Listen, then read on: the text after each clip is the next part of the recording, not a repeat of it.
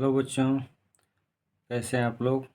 देखिए, आज हम एक और नया वीडियो लेकर आए हैं और आप लोगों के लिए अगर समाजशास्त्र पढ़ रहे हैं तो इस समाजशास्त्र में एक सेकेंड यूनिट में है जो मूल अवधारणाएं से संबंधित है।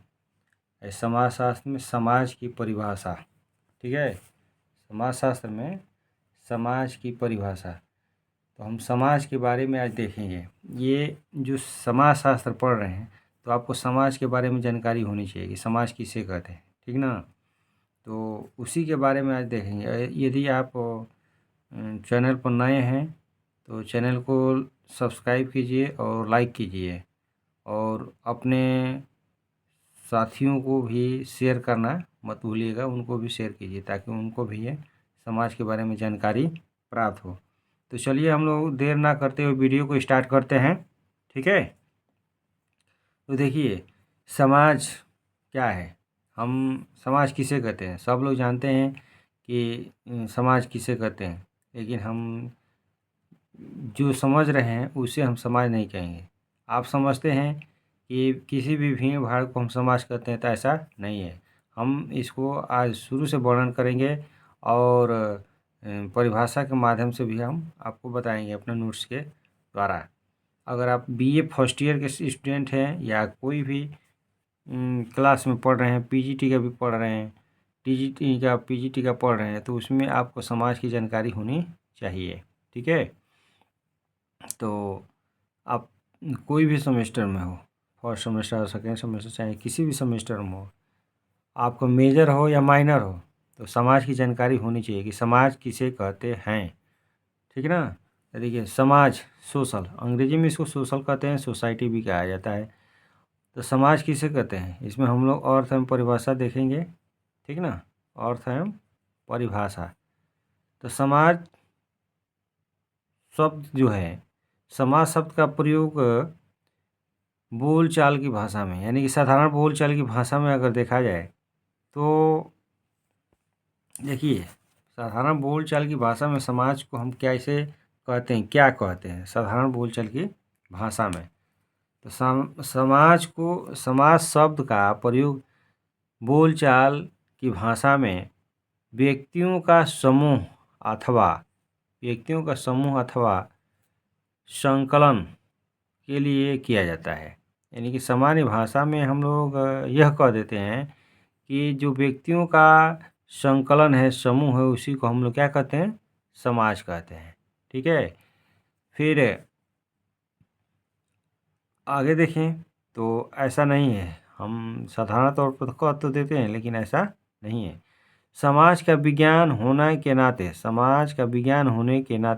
ठीक ना, समाज का विज्ञान होने के नाते अगर देखा जाए तो समाजशास्त्र में समाज शब्द का प्रयोग मनमाने अर्थ में नहीं किया जा सकता है। समाजशास्त्र जो है समाज का विज्ञान है और समाजशास्त्र में समाज का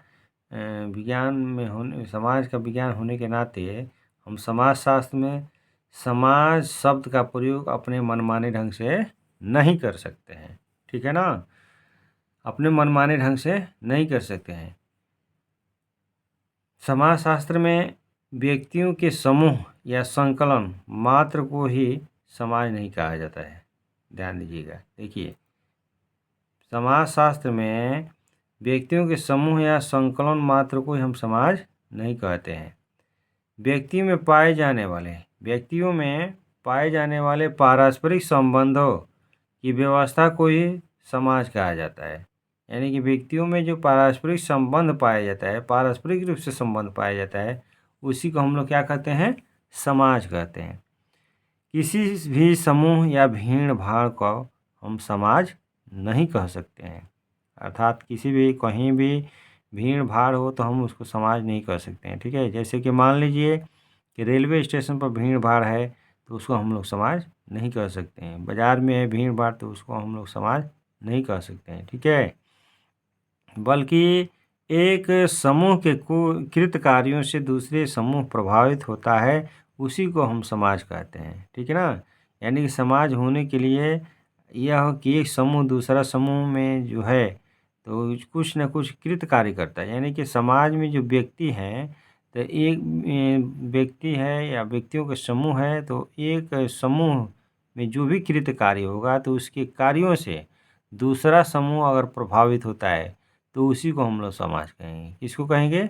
उसी को समाज कहेंगे, न कि हम किसी भी भीड़ भाड़ को कह सकते हैं, नहीं कहेंगे।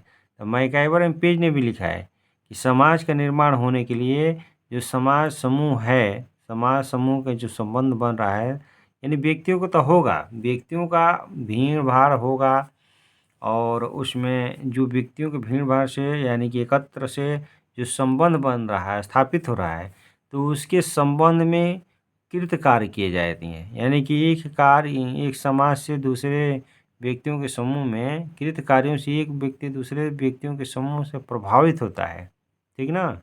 यानी कि एक समाज में जो भी कृत कार्य हो रहा है, तो उसी के कृत कार्यों से दूसरा समाज भी क्या हो, यानी कि जो उसमें व्यक्तियों में संबंध बन रहा है उससे प्रभावित हो रहा है, ठीक ना। तो उसी को हम लोग क्या कहेंगे? समाज कहेंगे। इसको याद रखिएगा आप लोग।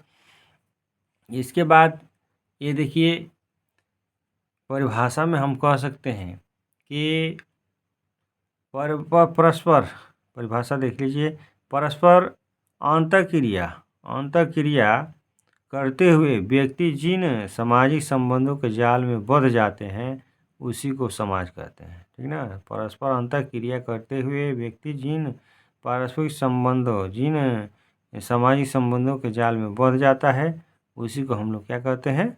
समाज कहते हैं, याद रखिएगा। तो समाज की परिभाषा होगी परस्पर अंतःक्रिया, यानी कि व्यक्तियों में अंतःक्रिया जो होगी और अंतःक्रिया होगी और उसे एक व्यक्ति दूसरे व्यक्ति के कृत कार्यों से प्रभावित होगा तो उसी को हम लोग क्या कहेंगे? समाज कहेंगे, ठीक है ना। याद रखिएगा, न कि हम किसी भी भीड़ भाड़ समूह में जो भी कार्य हो रहा है तो उसी को हम समाज कहते हैं, ऐसा नहीं है। रेलवे स्टेशन पर, रेलवे प्लेटफार्म पर अगर देखें तो बहुत सी भीड़ भाड़ होता है, तो उसको हम लोग समाज नहीं कहेंगे, ठीक है। क्यों नहीं कहेंगे? कि एक रेलवे स्टेशन पर आप जा रहे हैं और भी व्यक्ति भीड़ भाड़ है, अगर आपस में झगड़ा कर लें तो आप उससे प्रभावित नहीं होंगे। आपका ट्रेन आएगा, आप ट्रेन में बैठेंगे और अपने गंतव्य तक पहुँचेंगे, ठीक ना। तो उससे कोई लेन देन नहीं होता, आप उससे प्रभावित नहीं होंगे। नहीं कि उसके झगड़े करने से वो ट्रेन रुक जाएगी और ट्रेन नहीं आएगी, ठीक ना, या समय से पहले आ जाएगी या समय के बाद आएगी। वो अपने निश्चित समय पर ही आएगी ट्रेन, ठीक ना। तो वो व्यक्ति जो प्लेटफार्म पर है, आपस में भीड़ भाड़ है जो भी, और वो आपस में झगड़ा कर लें तो उससे आप नहीं प्रभावित होंगे, ठीक ना। तो आप उसको समाज नहीं कह सकते हैं। समाज होने के लिए, समाज का निर्माण होने के लिए परस्पर अंतःक्रिया होना चाहिए, यानी कि व्यक्तियों के समूह के बीच में परस्पर अंतःक्रिया होना चाहिए और उसके कृत कार्यों से दूसरा व्यक्ति क्या हो? प्रभावित हो, उसी को हम लोग समाज कहेंगे, ठीक है।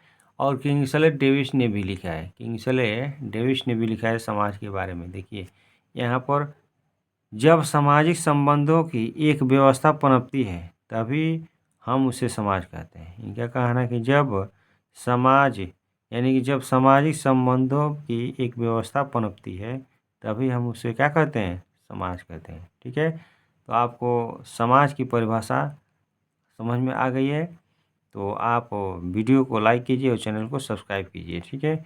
अगर नहीं समझ में आ रहा है तो आप कमेंट कीजिए, और समझ में आ रहा है तभी भी कमेंट कीजिए। आप बताइए कि आपको हमारी भाषा कैसा लगा, ठीक है।